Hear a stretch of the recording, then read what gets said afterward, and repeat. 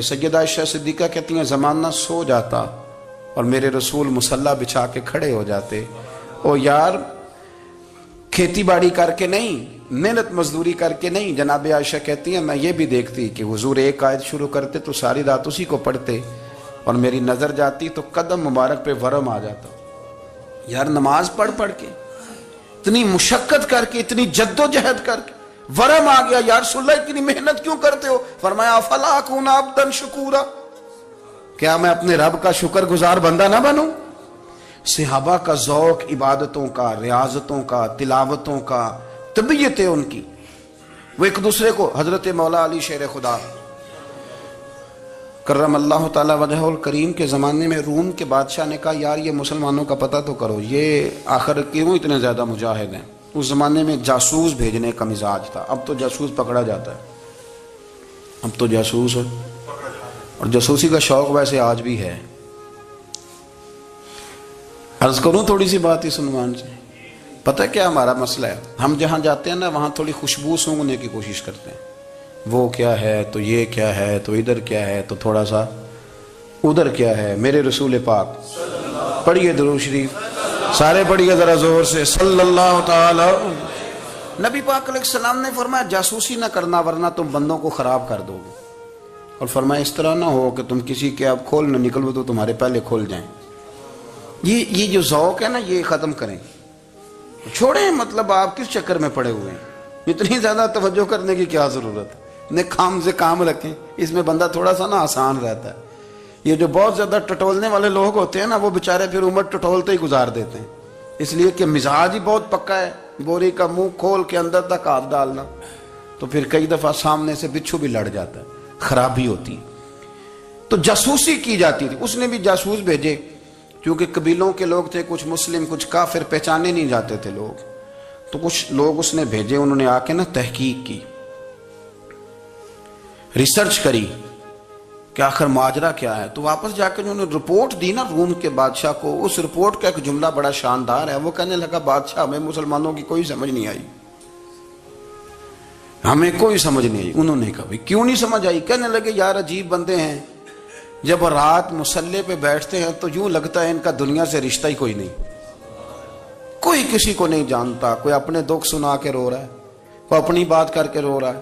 لگتا ہے کہ ان کا کوئی رشتہ ہے ہی نہیں جب مصلی پہ بیٹھتے ہیں. اور فرمایا جب سویرے یہ جہاد کرنے نکلتے ہیں تو لگتا ہے ان سے زیادہ دلیر ہی کوئی نہیں.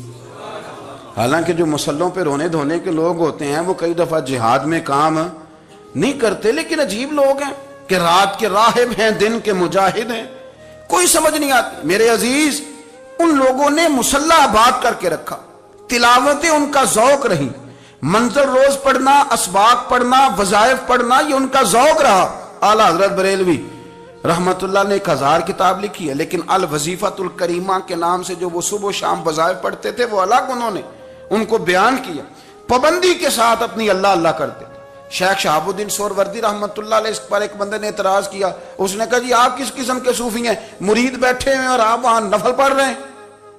یہ بھی بڑا مسئلہ ہوتا ہے نا. جو بندہ ملنے آتا ہے وہ اپنے ٹائم کے حساب سے آتا ہے، اور پھر اس کا یہ بھی خیال ہوتا ہے کہ پیر صاحب جو ہیں وہ چونکہ درویش ہیں تو نہ انہیں روٹی کھانی چاہیے نہ سونا چاہیے، چونکہ وہ درویش ہیں، اور ہم چونکہ درویشوں کے ماننے والے ہیں لہذا ہمارا یہ طریقہ ہونا چاہیے کہ جیسے ہم کہیں درویش ویسے ہی کر جائے.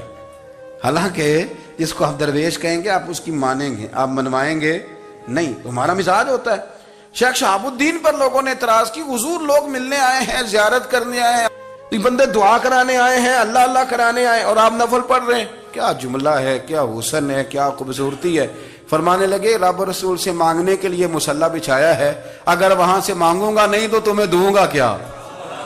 پہلے مجھے کچھ لے تو لینے دو، اگر میرے پلے کچھ ہے ہوگی تو آگے دوں گا نا. تو میں مانگنے گیا تھا کہ یا اللہ دے تیرے بندے لینے آئے، دے تو میں کچھ لوں گا تو آگے دوں گا نا. لیکن ہمارا یہ سٹیٹس، یہ مزاج، یہ شعور نہیں ہے. گپیں، کہانیاں، داستانیں، گفتگو، خطابت، واز، کیا بات. لیکن اگر کچھ کرنے کا کام ہو تو وہ نہیں ہم سے ہوتا. میرے نبی کریم علیہ الصلوۃ والسلام نے مصلی سے دل لگانے کا درس دیا، حضور نے توجہ دلائی. صحابہ اس ذوق کے حامل لوگ تھے وہ کوشش کرتے تھے جناب صدیق اکبر رضی اللہ تعالیٰ عنہ کا عبادت کا مزاج ہمیشہ قائم رہا. حضرت عمر فاروق ساری رات اللہ کے حضور کھڑے رہے. حضرت عثمان غنی رضی اللہ تعالیٰ عنہ عشاء کی نماز پڑھ کے 2 رکعتوں کی نیت باندھتے تھے. 15 سپارے پہلی رکعت میں پڑھ دیتے تھے اور 15 سپارے قرآن مجید کے دوسری رکعت میں پڑھ دیتے تھے. آپ نے نا حضرت عمر فاروق کے وصال کے بعد ان کی ایک بیوہ سے نکاح کیا. حضرت عثمان غنی نے نکاح کیا. وہ خاتون آپ کے نکاح میں آئیں تو عرض کرنے لگی امیر المومنین میرے لیے اعزاز تو بہت ہے کہ میں امیر المومنین کی بیوہ تھی تو امیر المومنین کی منکوحہ ہو گئی ہوں، لیکن حضور نہ تو میں جوان ہوں کہ میرے اندر رغبت ہوتی اور نہ میں اب اس قابل ہوں کہ کوئی خدمت کر سکوں، میرے ساتھ نکاح کی وجہ کیا بنی؟ تو عثمان غنی رو پڑے. فرمانے لگے میں نے عمر فاروق کو مسجد میں اپنے رب سے ڈرتے ہوئے دیکھا ہے، میں نے اسے روتے ہوئے دیکھا ہے، عدل کرتے دیکھا ہے، انصاف کرتے دیکھا ہے، امت کی خیر خواہی کرتے دیکھا. تمہارے ساتھ نکاح اس لیے کیا ہے کہ تم مجھے یہ بتاؤ کہ عمر فاروق گھر کے اندر اپنے رب کو کیسے راضی کرتے تھے، گھر کے اندر کیسے راضی کرتے تھے، وہ طریقے بتلاؤ، تم بتاتی جانا اور میں بھی اسی طرح گھر میں عبادت کروں. میرے رسول کریم علیہ السلام نے ارشاد فرمایا، حضور فرمانے لگے جس گھر میں اللہ کا ذکر ہوتا ہے وہ گھر زندوں کا ہے، اور جس گھر میں رب کریم کا ذکر نہیں ہوتا وہ گھر زندوں کا نہیں ہے. گھر نا ہم نا کتابوں میں پڑھتے ہیں کہ ایک بزرگ کہتے ہیں، حضرت فضیل بن عیاض کہتے ہیں کہ میں ایک گلی سے گزر رہا تھا تو گھر کے اندر کسی قاری سامنے قرآن کی آیت پڑھ دی وَلِمَنْ خَافَ مَقَامَ رَبِّهِ جَنَّتَانِ، میں میرے کانوں سے ٹکرائی تو اللہ نے میری کایا ہی پلٹ دی، میں توبہ کر گیا. اب گھر کے اندر سے آواز آئے تو صحیح نہ تلاوت کی، پر اندر سے آواز آتی نہیں، یا ڈیک بجنے کی آواز آتی ہے، یا ٹی وی چلنے کی آواز آتی ہے، یا دھوم مچانے کی آواز آتی ہے. عبادت کا وہ جو خاص شوق تھا، وہ جو حسن تھا، وہ جو توانائی تھی، وہ جو بات تھی. ایک جگہ پہ ہم بیٹھے تھے تو وہاں ایک صاحب آئے اور انہوں نے آتے ہی کہا کہ مہربانی کریں ذرا مجھے مصلی دے دیں، میرے نہ کچھ نفل رہ گئے. تو میں نے وضو کر لیا تو کوئی مصلی مل جائے. مصلی انہیں دے دیا گیا، وہ مصلی لے کے چلے گئے تو پیچھے ایک صاحب نے تبصرہ کیا، کہنے کتنا ریاکار بندہ ہے، لوگوں کو دکھا رہا ہے کہ میں نفل پڑھتا ہوں، ہے کوئی بات کرنے والی. میں نے اسے کہا تو مہربانی کرنا اس طرح کی ریاکاری تو بھی کر، پکڑ مصلی اور جا تو بھی تھوڑی ریاکاری کر کے آ، اٹھ ذرا شکر کر کوئی یہ ریاکار بھی ملا ہے، کوئی نفل پڑھ کے ریاکاری کر رہا ہے. اللہ کا میں کہتا ہوں کو پڑھے تو صحیح نہیں، یہ کوئی دور ہے نفل پڑھنے کا، اس میں تو لوگوں کا مزاج ہی نہیں، طبیعت ہی نہیں. میں نے کہا چل مہربانی کر یہ لے مصلی اور تو بھی جا تھوڑی سی یا کاریا ریاکاری کرو تو صحیح نا، مزاج ہی نہیں، ذوق. جمعے کی نماز پڑھ کے یوں دنیا بھاگتی ہے، او ہو پتہ نہیں کون سی پیچھے آگ تھی جو بجھائی جائے گی. اور آج تک لوگ مسئلہ پوچھ رہے ہیں کہ جمعے کی بعد والی سنتیں کتنی ہوتی ہیں. میں نے کہا کتنے سال ہو گئے جمعہ پڑھتے، کتنے سال ہو گئے، ابھی تک سنتوں کا نہیں پتا، ابھی تک نے علم کے پہلے کتنی رکھتے ہیں اور بعد میں کتنی رکھتے ہیں. فجر کی سنتیں کب پڑھنی چاہیے، سنو فجر کی سنتوں کے بارے میں. میرے رسول کریم سید عالم صلی اللہ تعالی علیہ وسلم سے ایک صحابی نے پوچھا تھا حضور میری فجر کی سنتیں رہ گئیں یا رہ جاتی ہیں تو حکم کیا ہے، کیا انداز ہے حضور کا. بخاری مسلم کے لفظ سنو، حضور سید عالم صلی اللہ علیہ وسلم فرمانے لگے، اس نے کیا پوچھا تھا، حضور جواب کیا دیتے، فرمایا فجر کی سنتیں کبھی نہ چھوڑنا، فجر کی پہلی 2 سنتیں کبھی نہ چھوڑنا. یا رسول اللہ صلی اللہ تعالی علیہ وسلم میری رہ گئی ہیں، رہ جاتی ہیں. فرمایا فجر کی 2 سنتیں نہ چھوڑنا، فرمایا فجر کی پہلی 2 سنتیں مجھے دنیا اور دنیا کے اندر جو کچھ ہے وہ سب سے زیادہ پیاری ہے.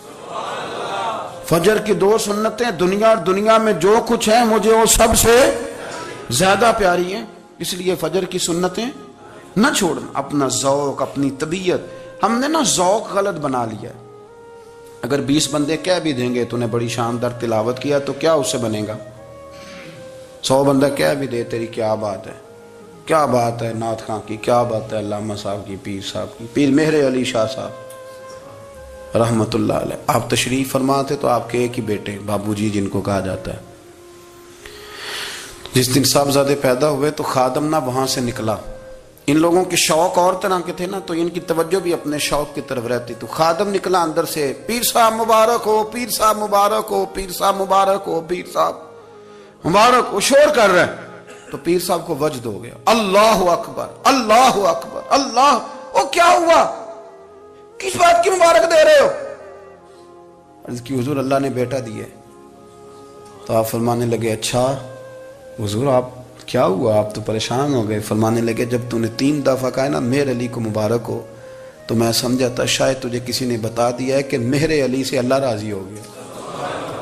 میں سمجھا تھا کہ شاید تو یہ خبر لے کے آیا ہے کہ کسی نے بتایا ہے کہ مجھے آج خبر ملی ہے کہ مہر علی سے رب اچھا پتر ہوا ہے، الحمدللہ اللہ کا شکر ہے، پر میرے لیے مبارک کا دن وہ ہوگا جب میرا رب کہے گا کہ میں مہر علی سے راضی ہوں، میرے محبوب کہیں گے کہ میں مہر علی سے، آپ بات کو سمجھیں۔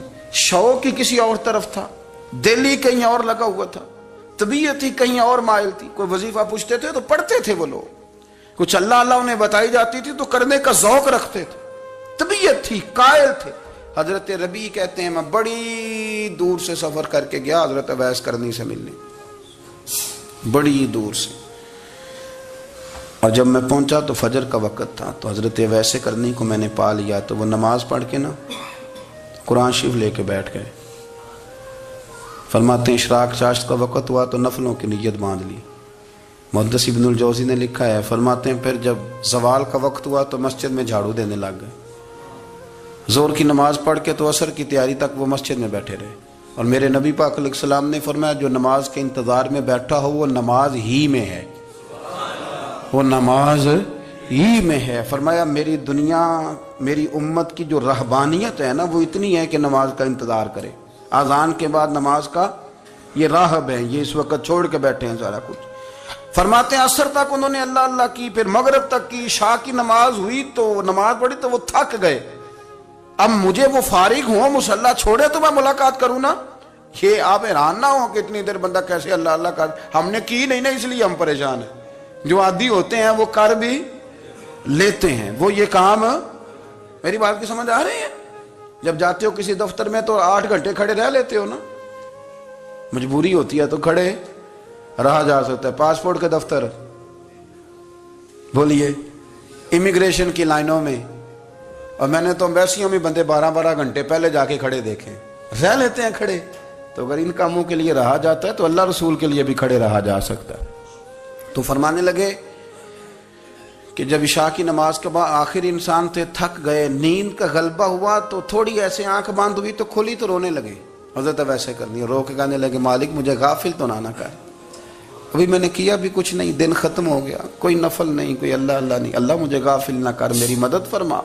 فرماتے ہیں جب وہ روئے تو میرے ساتھ جو شخص تھا میں نے کہا اٹھو چلیں، کہنے لگا حضور ملنا نہیں، فرمایا جو میں لینے آیا تھا وہ مجھے مل گیا، جو میں ان سے سیکھنے آیا تھا وہ مجھے نصیب ہو گیا، اب اور میں نے کیا لینا، ختم ہو گئی بات، اٹھو چلیں۔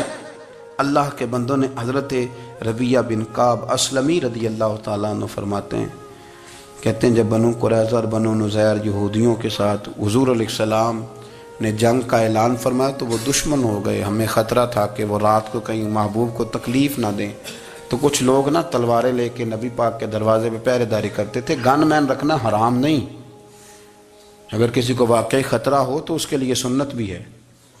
حضرت علی المرتضیٰ تلوار لے کے حضور کے گھر کا پہرا دیتے تھے۔ حضرت ربیعہ بن کعب اسلمی رضی اللہ تعالیٰ عنہ فرماتے ہیں کہ رات میری ڈیوٹی تھی کہ میں حضور کے گھر کا پہرا دوں گا، تو فرماتے ہیں میں باہر سن رہا تھا، ساری رات ہی میرے نبی پاک نے اللہ کی تسبیح پڑھی، ساری رات، کبھی تسبیح، کبھی تحلیل، کبھی تحمید، کبھی تکبیر، ساری رات۔ فرماتے ہیں ساری رات حضور پڑھتے رہے اور ساری رات ہی میں سنتا رہا، مجھے اونگ آ گئی، میری آنکھ لگ گئی، حضور ابھی پڑھ رہے تھے، میں تھک کے سو گیا۔ اور فرماتے ہیں جب میری آنکھ دوبارہ سے کھلی تو میرے کانوں میں پھر کوئی چیز گونجی تو میں نے کان لگایا تو میرے حبیب ابھی بھی اللہ کو یاد کر رہے، ساری رات حضور رب کی عبادت کرتے، اسی لیے تو کہا یا ایھا المزمل قم اللیل الا قلیلا، حبیب ساری رات تو نہ جاگا کر، تھوڑا آرام بھی کر لیے گا۔ میرے بھائی اپنا مصلی، اپنی عبادات، اپنے وظائف، اللہ اللہ جو آپ نے کسی سے سیکھی ہے اس کو کبھی کمزور نہ ہونے دیں۔ شجرہ شریف جو کسی بزرگ سے آپ لے لیتے ہیں تو کیا رسم ہے کوئی؟ اس پہ کچھ لکھا ہوتا ہے، وہ پڑھنے کے لیے دیا جاتا ہے، اس پہ لکھا ہوتا ہے کہ یہ اللہ اللہ آپ نے کرنی ہے۔ ساری زندگی کسی اسکول میں داخل ہو گئے اور وہاں جا کے آپ نصاب ہی نہ پڑھیں، کتاب ہی نہ کھولیں تو پاس ہو جائیں گے؟ وہ کہتے ہیں میں 20 سال جاتا رہا ملا کچھ نہیں، تو آپ نے لیا کیا ہے؟ ایک اتنی سی کتاب تھی، اس کو تو کھول کے آپ دیکھ نہیں سکے، اس کے وظائف تک تو رسائی نہ ہوئی، اس لیے کہ اللہ اللہ کرنا مشکل ہے اور تصویر کھنچانا یہ آسان کام ہے۔ تو جو آسان ہے اس طرف ہماری توجہ لگی رہتی ہے اور جو مشکل ہے اس طرف ہم ذوق پیدا نہیں کرتے۔ یا ایھا الناس اعبدوا ربکم الذی خلقکم والذین من قبلکم لعلکم تتقون، اے لوگوں اس رب کی عبادت کرو جس نے